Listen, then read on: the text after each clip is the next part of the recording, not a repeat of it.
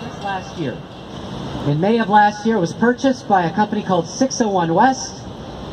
They got approval from the city soon after to go ahead with their renovation. They plan to renovate the building to turn it into a modern office building.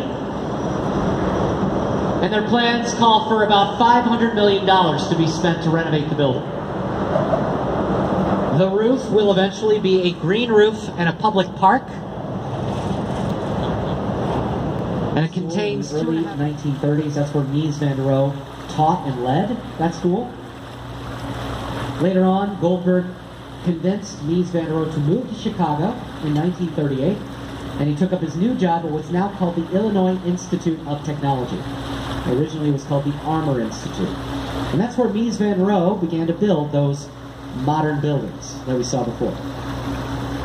Looking to the right, to the west, past the Marshalls, there is a red and white antenna tower. You can see that.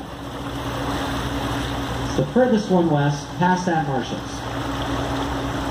That antenna tower is sitting at what is probably the most historic intersection in Chicago, Jefferson and DeKalb Streets.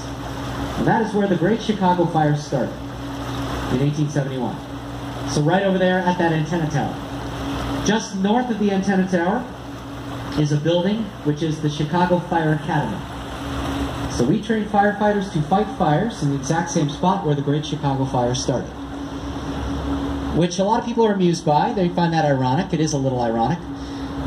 But it's also part of our collective consciousness at this point. Fire history, fire hazards, fire safety.